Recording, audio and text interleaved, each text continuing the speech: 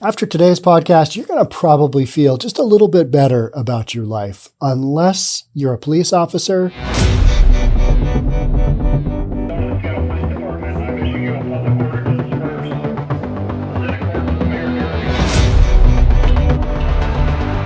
And you'll be like, yeah, I encountered something like that on my day today. It wasn't quite that bad, or maybe it was a little bit worse than that, but along the same lines. We're going to be talking about some kind of wild stuff that is going on every single day in homeless encampments across the United States, because this is the kind of stuff, these are the kind of news stories that are coming out of the encampments. And a lot of folks are saying, just let them be, just let them do their thing. They're not really bothering anybody. Well, yeah, there's that. We're going to talk about it. Before we jump on in, if you're new here, welcome. My name is Sean Reynolds. I own a couple of real estate companies here in Seattle, Washington. And I read news for reasonable people. Let's do this. Person stabbed, shots fired, and officers bit in incident at Seattle homeless encampment. That doesn't sound like just let them be. They're not harming anybody, does it? No. We had a gentleman this morning, I believe, happy 420, by the way, if you partake, great.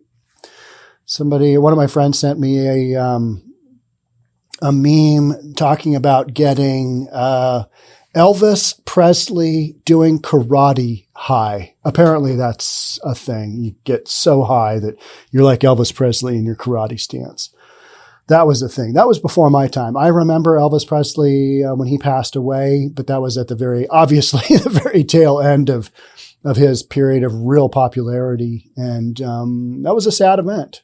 But Elvis Presley doing karate. Yeah, that's a thing.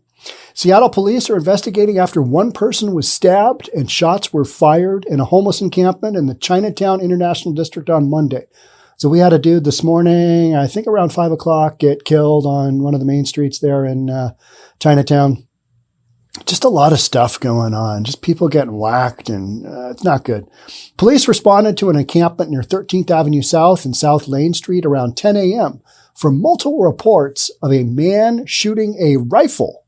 As you do in a downtown urban area, you get out your rifle, take out maybe a 22, maybe a little larger caliber action if you're really upset with the folks around you. Maybe, I don't know, I've got a 30-06. That would probably cause some damage, wouldn't it? Yeah. So when the police arrived and they didn't see the shooter, but they did find a man with stab wounds to the arm and torso. He was taken to Harborview Medical Center in serious condition, as you do. Guy'd been stabbed in the arm and the torso. Took a stabbing to the torso today. Not good. Police discovered that a woman who lives in the encampment was having a disagreement with another man and woman living in the encampment. She then allegedly stabbed that man. Again, as you do, having an argument, homeless encampment. How do you handle that? Tiebreaker? Yes, stab somebody. After the stabbing, a man went into the victim's tent and grabbed a gun. Witnesses reported that the man began firing after the stabbing suspect as she ran away. He put the gun back into the victim's tent. Again, as you do. Oh, yeah, I don't really want to take responsibility for my actions over the last 30 seconds. If I'm just going to put this gun back and hopefully nobody sees me putting it back. There it is. It's all said. It's all good. Yeah. Wipe it down from fingerprints on it. Put the gun back into the victim's tent. Here you go. Right back at you. No one was injured in the shooting. Okay, thank heavens there. The woman who was with the stabbing victim would not allow police to search her tent for weapons when they arrived. Nope, no can do, can't come in. When officers tried to arrest her for obstruction, she allegedly hit an officer in the leg and scratched another, drawing blood on both. She was arrested for third-degree assault. That's not good. And people talk about, just let them be. They're not doing anything. And yet we're seeing, crime levels escalate around the homeless encampment situation. It's wild. And then you've got these mutual aid that comes in and tries to protect people from being swept out of their tent in homeless encampments. You got so many different angles to the thing, all these moving parts. And in the meantime, you've got stories like this going on. I mean, this is it's insanity, right? It's a different way to live your life. As police were searching the encampment for weapons, as you do after a shooting, as police were searching the encampment for weapons and evidence in the shooting and stabbing, patrol car video showed the same man who fired the gun. He stole a medical kit that was placed near a patrol car. The kit contained hundreds of dollars worth of medical supplies and police equipment, according to Seattle Police Department. What do you even say to that? What's the guy going to do with that? Hey, you want to buy a Band-Aid? I mean, all right, so you got some police equipment. Maybe there's something in there that's salvageable. Let's see, it says Seattle Police Department is etched onto it. Should I be buying this on the black market? Probably not. I don't know. I don't know what he got, but yeah, medical supplies. Hey, if you find yourself the victim of a shooting, I've got you covered right here with some medical supplies. I don't know. What are you going to do with that? Officers were unable to locate the shooting theft suspect and the stabbing suspect. Police are continuing their investigation. This is called Any Day with a ending in a Y in Seattle, Portland, LA, San Francisco. This is just, it's crazy town, right? It's crazy town. Just, I mean, you can't make that stuff up. All right. So the guy starts cranking off some rounds and then he kind of gingerly steps back and replaces the gun. And was it that guy that went and stole the medical supply? It's hard to say. We don't really know. The storyline gets a little confusing because it just goes in so many different directions. You know, you're arguing with somebody and then you don't like what that person is saying. So you start shooting at them.